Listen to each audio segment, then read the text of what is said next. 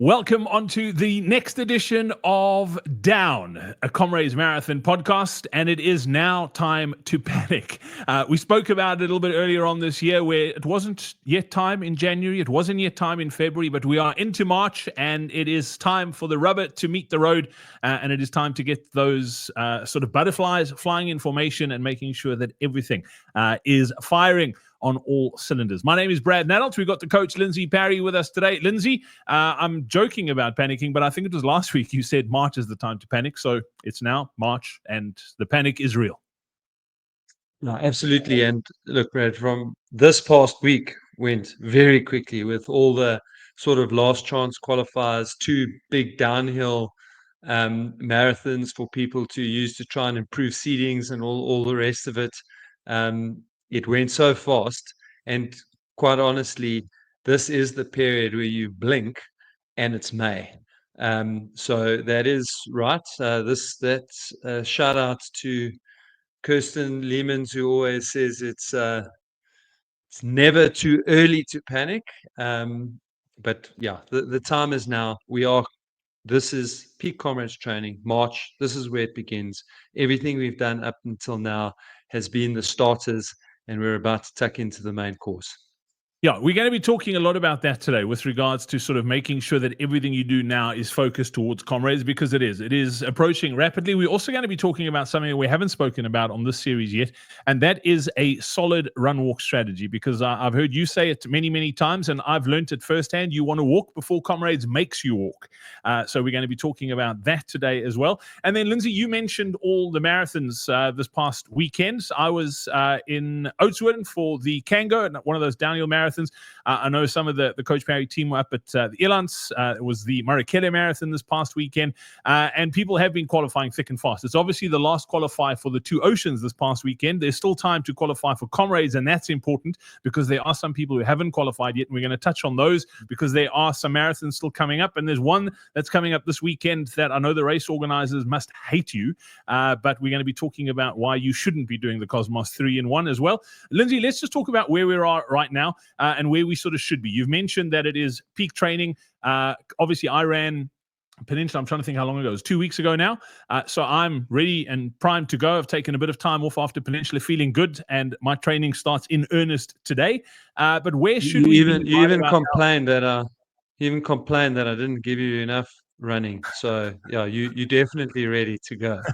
I did complain. I complained hard. But yeah, let's talk about where we should be right now. If you ran maybe Peninsula or one of the Baldwin marathons a week, a bit or so ago, or if you've just run a marathon now, obviously we're talking about peak training, but the guys and girls who ran this past weekend don't want to go all out this week. Yeah, look, it's critical. And I think if there's something I've learned over the years is that there's some things that we actually can't repeat enough because people don't either they don't want to hear it or just because there is so much information that they maybe miss it. And that is that after a hard qualifying effort or trying to improve your seating, you have to give your body some time to recover. So yes, the people who did the Peninsula, and that's kind of why I like that sort of second last week in February as a qualifying date generally, because you can go hard there. Yeah, that's Bourne, Pretoria, Peninsula the week before that. So pretty much everything up until the 23rd of February. Those are great dates because now we can rest, recover, and then now as we sit here on the 3rd of March, as we speaking, it's time to go. Now, just because I've said it's time to go on the 3rd of March doesn't mean we must throw sensibility out the window. And Kango and Airlines in particular, look, the Marakele is a slightly different kettle of fish because it's just a really tough marathon, full stop. But Kango and Airlines have got so much downhill. Okay. And so that damage is a different kind of damage. In fact, it's not too different to Comrades because there's about the same amount of downhill compressed into the marathon as there is in the second half of Comrades. So you must let your body recover from that effort. That's the bottom line. We're in peak training, but there's no point jumping into peak training and getting yourself injured because, Brad, what's the stat? I think it's 68% of runners who start Comrades injured don't finish. There we go. So 68%, that's pretty much it in a nutshell. And so that's what we're trying to avoid. So if you did run this past weekend, 1st of March, 2nd of March, then take probably most of the week off, to be fair, especially those downhill ones. Marakele, maybe you're going to take 3 or 4 days off and feel a lot better. I'm sure there were other marathons that I don't quite have in my Tokyo? head We right. forgot about Tokyo. Yes, Tokyo. And look, if you did Tokyo, you raced hard, so you definitely need to take some time off. In fact, I don't know how I forgot that because one of my friends ran 2 hours 38. Man. So that's pretty impressive. Speaking of which, So yes. I need to put a shout out here to Davey on the run from the Making a Runner podcast, who ran a 2:38 at Kango on the weekend as well. So pretty decent effort, and I think there's something sensible that we can learn out of what Davey did. There's lots of things that he does that we think is crazy, like not doing strength training being one of them. And he won't mind me saying that because he's the first one to admit it. But he also ran Peninsula, but decided, you know what, the wind was terrible. He was going for a 2:38, pulled the pin, so saved himself for another day. Went and ran Kango. Obviously had done the training, and he smashed the 2:38. So big ups to Davey as well. Yeah, which is very cool for seeding, and that is, a lot of people that need to qualify for Comrades and or improve their seeding. A downhill race is fine, but Davey, asterisks on that PB, my boy. That is a downhill marathon. So we'll see next time you run 2:38. Make sure it's a legal course.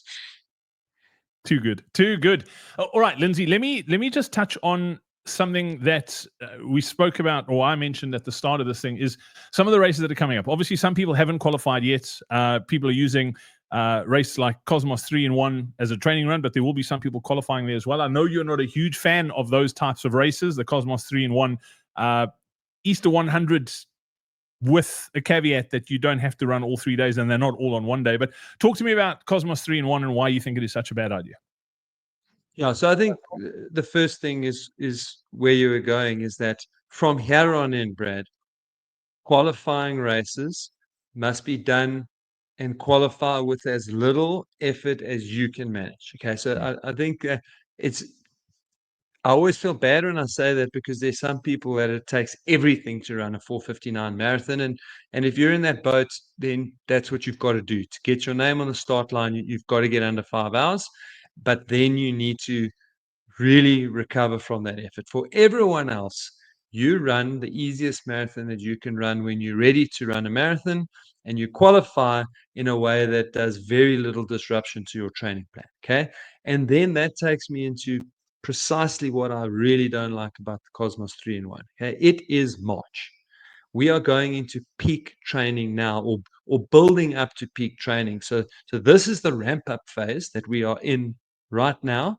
And then we are going to actually peak around April and that very last week of May when you do your Comrades long run. So 77 kilometers in one day is complete madness for everybody. Okay. But especially for people that are doing their first Comrades or are back of the packers. It's an enormous amount of time to spend on your feet, and it's going to mess you up. And if there's ever been a better advert for that, Brad, that was when we were at Two Oceans last year, seconding along the route, and that guy came up to us like literally an entire leg bandaged from his ankle to his hip. And we were like, oh no, what happened? I mean, we assumed something had happened to him there at Oceans, and he looked at us and said, I should have listened to you guys. Cosmos 3-in-1. I haven't been able to run since. I thought I'll just try at Oceans. And he had to pull the pin before we even got to halfway. So, yeah, don't do it. There's nothing wrong with the day. And in fact, if you are wanting to do a 30 something K training run, cool. Do the 21 and the 10. If you need to qualify, fine, do the marathon. But there is no need to do the marathon plus another run. And there's absolutely no need to do all three. I've heard the things are, but mentally, I need to know that I can do it. Guys, we are so far from Comrades Race Day, and we are just starting the proper training for Comrades. Why do you want to stop it as you've started? Because you will have to take the next week off after you've done that. Yeah, Lindsay, I always use the buffet analogy. Just because you go to a buffet doesn't mean you have to eat everything that's there. And if you do, you're probably going to get sick. That's the truth of it. And it's the same applies to Cosmos 3 in 1. And it's not that we hate the race organizer or we think it's a terrible run. I've never run the race, but by all accounts, that marathon is an amazing marathon. So go and run the marathon, but you don't have to run all three. So that's your say on that. And you can... if you are involved with Cosmos, you can send your complaints on a postcard to, because I'm sure we are going to get some, and we'll listen on the radio. So, Lindsay, let's talk a little bit about sort of where we are now with, I think you did mention the guys who haven't qualified yet and the need to qualify, but we spoke about panicking. There's still lots of time. And you are better served training well over the next 2 months. You've got until the first weekend of May to qualify for Comrades. You're better served doing that now than rushing into a qualifier and potentially missing it, then having to do it again and putting yourself under even more pressure. Yeah, so that's literally what I was going to say, is that's the issue. The issue, whenever you qualify, and especially if you push it, you're going to have to take some time off and recover a little bit. So the issue is that if you do it when you're not ready and you miss your target, or you, worse than that, you just don't qualify. Because then you suddenly get into that panic mode.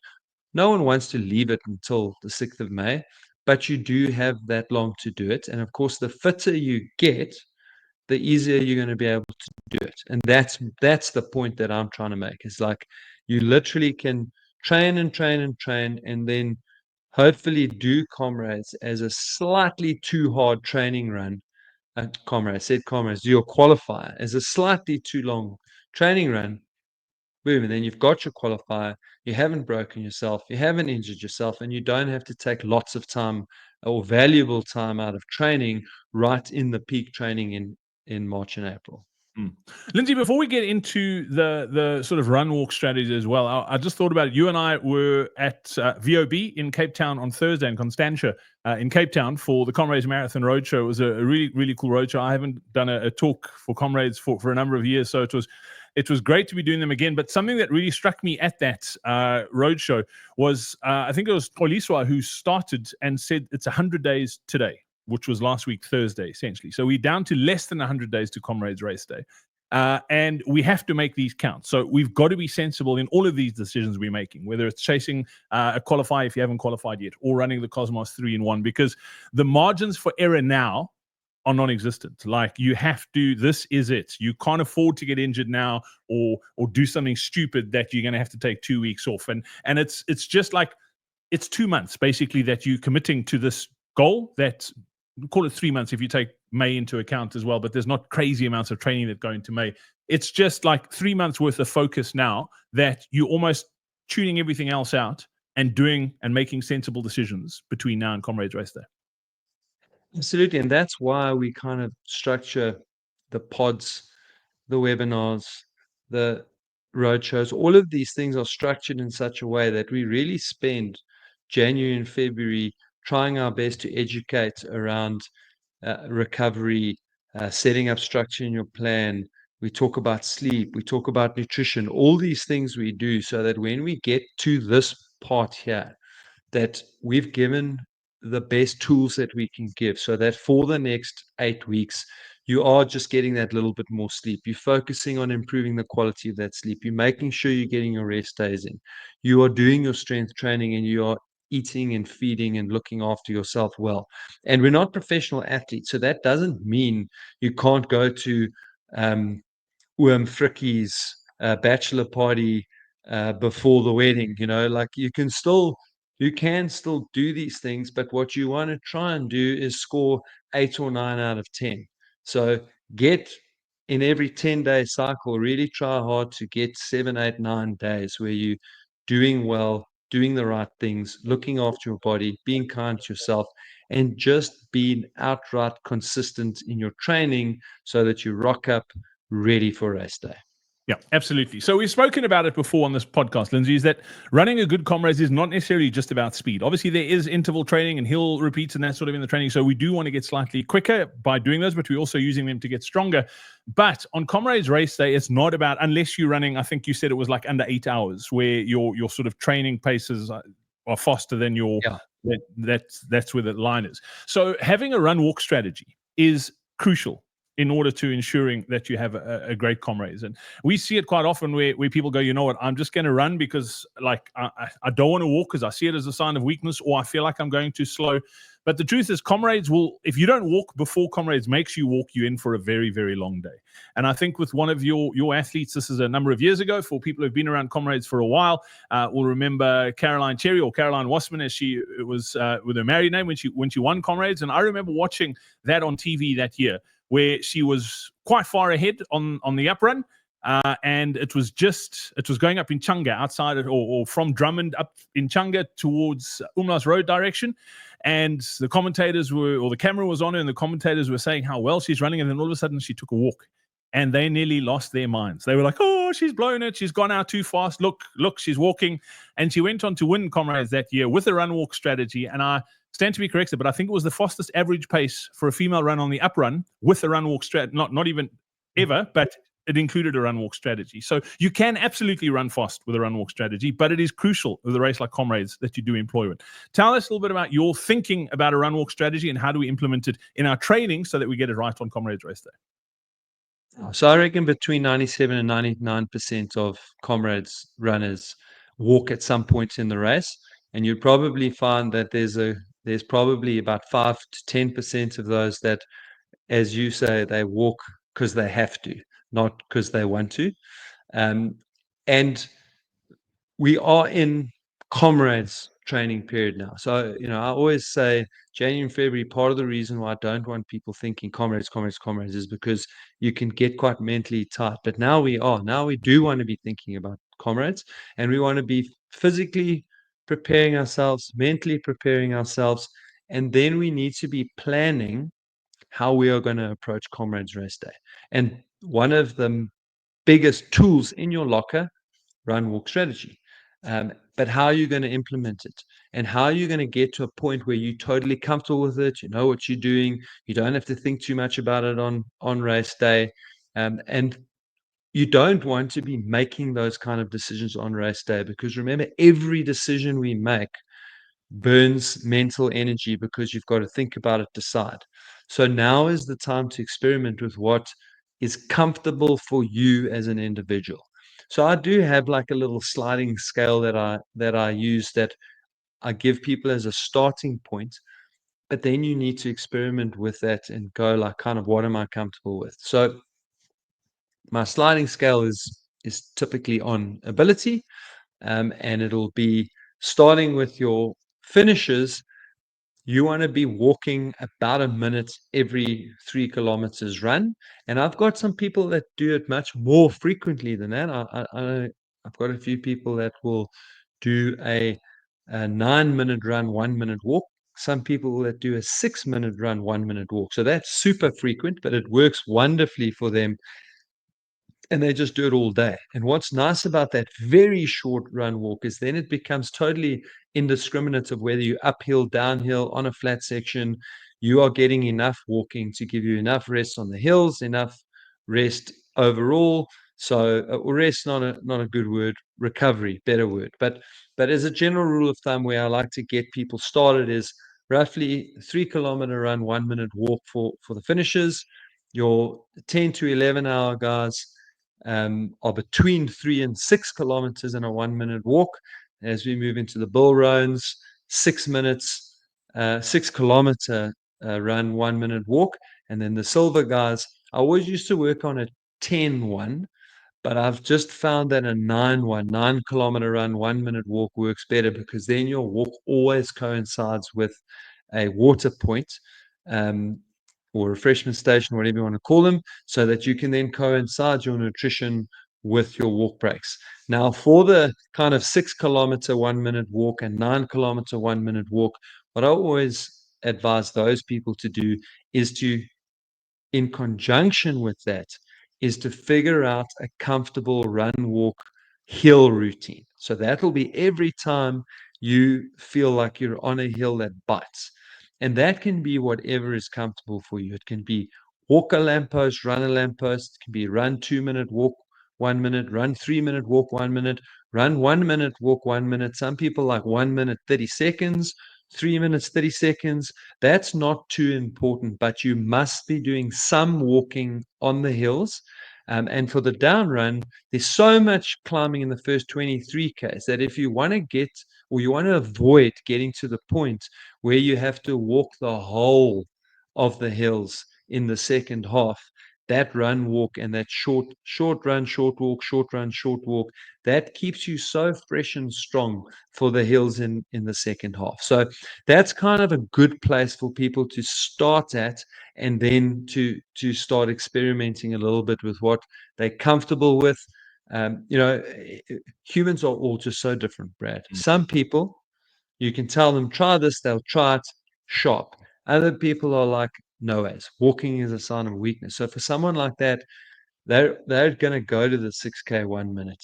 Fine. Start at the longest point of what I've said. And then when you feel what a difference it makes, then perhaps experiment with a bit shorter, see if that works better for you or not. But by and large, a lot of runners feel like they need to run long enough to reward themselves with a walk. But if you take that too far, and you're a 12-hour finishes, for example, and you're going to run 9Ks, walk 1 minute, as you've said, Brad, you get to the point where it's no longer a choice. And then as soon as you spend 2 kilometers, 3 kilometers where you can't do any running, then you're sliding out to 9 minutes a K, 10 minutes a K, 11 minutes a K, and things start to get difficult and your risk of not finishing gets higher and higher. Running the Comrades Marathon doesn't have to be scary and intimidating. Just thinking about running 90 kilometers or 56 miles should give you butterflies in your stomach. Add to that the hills you have to run up and down, and having to do it in under 12 hours. The thought of it is enough to freak the most seasoned runner out. Never mind a newbie to ultra running or a Comrades Marathon novice. As much as Comrades is a physical challenge, it's just as much a mental challenge. The constant mental gymnastics of second guessing yourself takes its toll. Am I training enough? How long should my long runs be? How many marathons should I run? What does this pain in my knee mean? My ankle is sore. Should I rest or run? And then the two big ones. Am I fast enough? And will I finish? The questions never stop. The constant worrying is exhausting. And that's exactly why we've created the Comrades Marathon Training Roadmap. It's a proven step-by-step training plan to get you from where you are today to having a Comrades medal around your neck without the stress and worry, knowing that you've done what it takes to finish the ultimate human race, feeling strong and in control, ensuring that you arrive at the start line fit and most importantly, injury-free, because more than 64% of those who didn't finish the race last year started with an injury. The Comrades Marathon Training Roadmap guides you through every step of your Comrades journey: training, qualifying, tapering, and race day. We've got you covered every step of the way. Simply head over to coachparry.com/down or click on the link in the description below. That's coachparry.com/down. Yeah, and those kilometers then get very, very long when you are walking that much. But just two little points from my sort of personal experience, Lindsay, because I'm working on one of these things at the moment. So I never used to have like a fixed time that I would run for X amount of time and then walk for X amount of time. And it was in the build-up to, actually, I think it was when I was at the London Marathon. I was speaking to Nikki Friedman, who's one of our coaches here at coachparry.com. And she was saying that she's been working with a lot of her clients where they actually set it up on their Garmin and it's a 14-minute run, 1 minute walk. And that works really nicely because obviously it makes a 15-minute block. So you're getting 4-minute walks essentially every single hour. And the math works out really nice. And if you set it on your watch with the reminders, it works quite nicely. So I basically did that in the build-up to Cape Town Marathon and it was working quite well. But I just always felt, especially later on in the race, that I was really struggling to get to that 14-minute. I was like, it felt like I was pushing too far. Like I was almost pushing myself into the hole to get to that 1 minute walk. So I did it in Cape Town and it worked fine. But then I've been experimenting with shorter ones. So I thought, you know what, let me cut it in half. So let me do 7.5 minutes or 7 minutes and a half a minute walk. And what I'm finding with that at the moment, because that's what I'm doing at the moment, is I'm finding that the time before I walk is perfect, but the walk breaks are slightly too short. I don't feel like I'm getting enough recovery from that. So next I'm going to try the 9-1. I'm going to go to that and see if that works for me. So that's my next thing. The other thing that worked really well for me, and I love that you mentioned that because I wanted to ask you, like, are we that rigid that if we are on a 14-1 as an example at Comrades and we hit in Chunga, does that mean that, or out of Drummond, do we have to run 14 minutes up that monster hill at the back of Botha's Hill, or can we take walk breaks? I'm glad you said that, because something that I did at Bay to Bay this year in Cape Town, up Seikobosi. If anybody's ever run Bay to Bay, or if you've cycled the Cape Town cycle tour, you go up Seikobosi. Funnily enough, the gradient and the length of that hill is very similar to Polly Shorts. And we had made the decision before the race that we were going to run 2 lampposts, walk 1. And we absolutely breezed up Seikobosi. It's the easiest I've ever gone up Seikobosi. I don't think anybody passed us going up, because early on they did, because the guys were digging in. They've got to get up this hill. And by the time we got halfway up the hill, we had caught all of them and passed them over the other side. So that sort of thing works really, really well. And then the other thing that I did want to add with regards to the run walk thing is, if you are, especially on Comrades Race Day, and we'll talk about this in that one that we do right at the end, where we talk about saving yourself 20 minutes on race day, but on Comrades Race Day, decide where you're going to start running from again before you start walking, because the math is quite difficult, and unless you've got it on your watch, you'll know more or less how far a walk break is. So before you stop running, go, I'm going to start running again from that lamppost or that tree, and that's where we're going to go. So yeah, Lindsay, I don't know if there's anything of value in there for anybody else, but hopefully so. Well, big time. And look, I can't remember the exact date, but I reckon it was 15 years ago that I ran a particularly severe half marathon in Pretoria. And I just remember it was a double lap, and I remember on the second lap, I was unfit, and I thought, geez, I'm not having any fun. And I took a short walk break early in the hill, and people passed me by, and it was a really long, we're talking like a 2K steep climb. And then I took another break sort of just before halfway on the hill, and I noticed that I was now walking at a similar speed to the people around me. And then I took another short break when I could see the top of the hill. I took a short walk break, and look, I'd already started to really pass people by this point. But then when I stopped to take my walk, and I realized, no, man, these guys are so determined to keep running. But now I'm actually walking slightly faster than they are running. And then, of course, I got over the top of the hill, and I was gone. And look, I'd already been quite an advocate for walking for, and I'm using the dreaded italics here, slower runners, or back of the runners. I'd already been advocating. That was the first time I was like, no, man, this is something that can listen to me, can work for anybody. Okay. And in fact, I have not, I've got 3 silvers at Comrades. Not one of them has been without walking. It works for everybody. Yeah, it does. It does make such a big difference, especially on Comrades Race Day when you are tired, and you need to do it basically from the start too. Don't go, well, I'm going to run till halfway. You've got to do it basically from the get-go. Yeah, and so, Brandon, the other thing that I want to say to people is, like, if you are so determined to run Comrades without walking, you've got to train like that too, to be blunt. And there are so few people, including the elite athletes that I've watched, that train like that. When they go on these training camps, they still stop at some of the water stops and actually help themselves to the things that are available. It's not like a water point is set up like in a race scenario. When we go on club runs with all the people, we stop. We go into a shop and we buy something to drink, we come out. And so the reality is that even people who think, oh, I don't walk, yes, you do. You're stopping, you're resting. And so you're doing it already. Formalize it, get used to it, figure out what works for you, make sure you're comfortable on race day. Take one less thing out of your thinking that you need to do on race day. Yeah, absolutely. And then, Lindsay, I just wanted to add something from a housekeeping perspective. It's got nothing to do with us, but I just wanted to give everybody a reminder that today is the last day to get your seeding info and club info in for Two Oceans.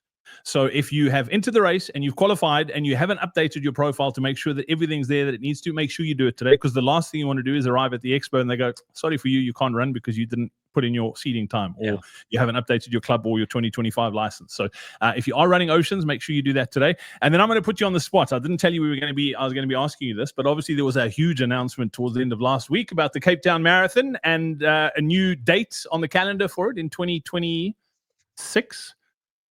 I'd love to get your thoughts. I know a lot of the Comrades runners are in a frenzy about it. The Two Oceans runners too. What do you think with it moving to May?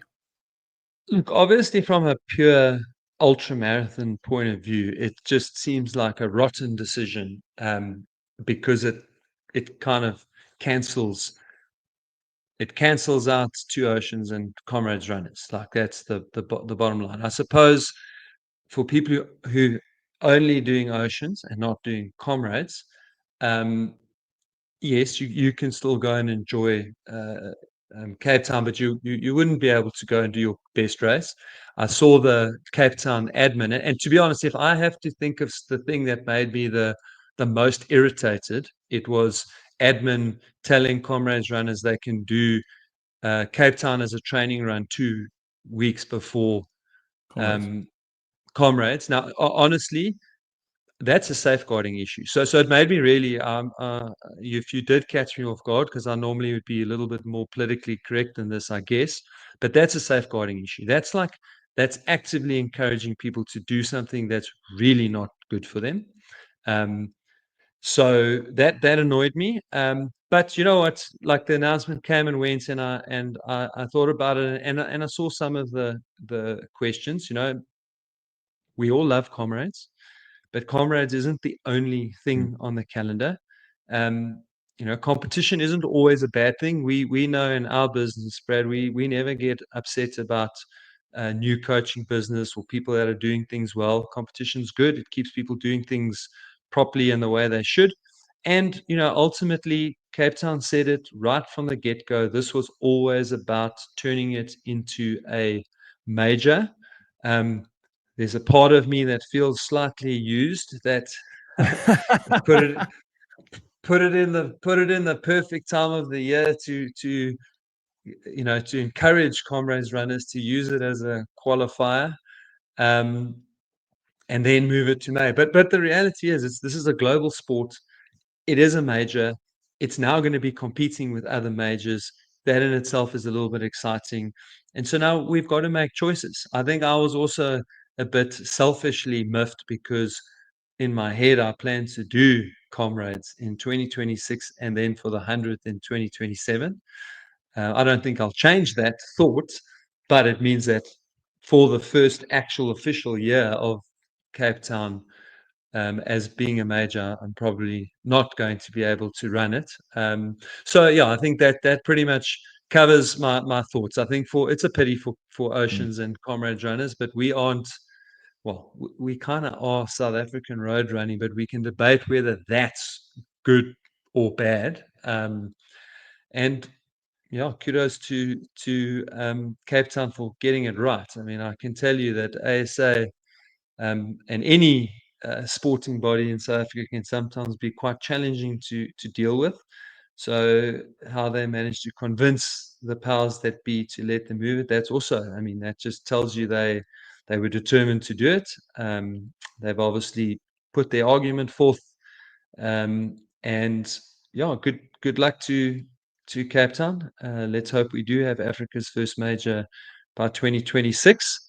I might just not run on no, I was only going to joke. I was going to say not run in October and hope that they don't get it and then keep it in October. But that's really it's a mean thing to say, even as a joke. So I don't mean it. So if just in case anyone from Cape Town Marathon is listening, really, tongue is in cheek.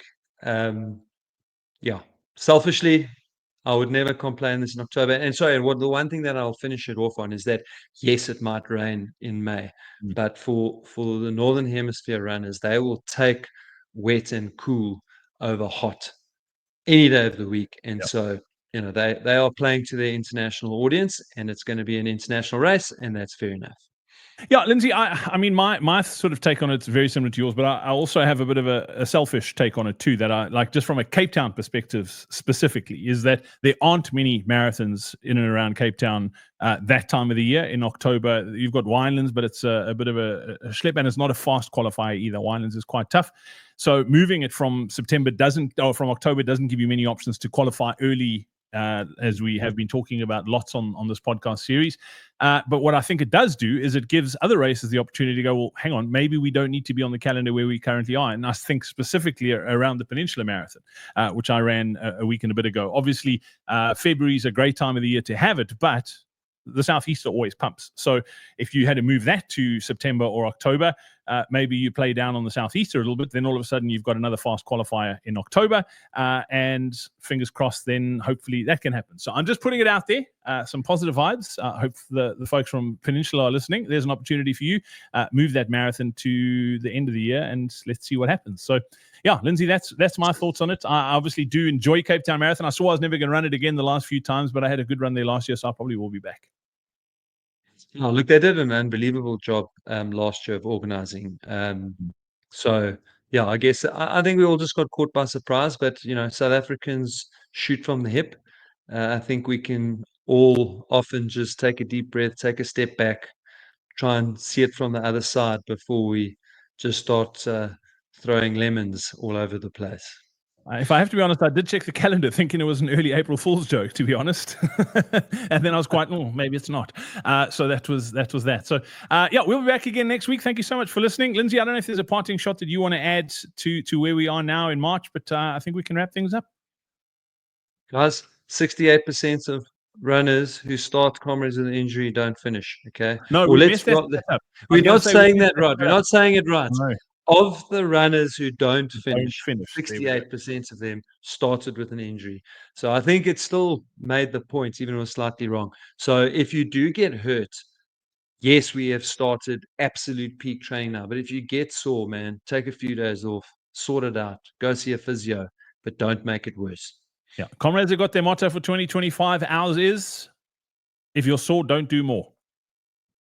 But there we go. Thank you very much for listening. We'll be back again next week. From the two of us, it's cheers.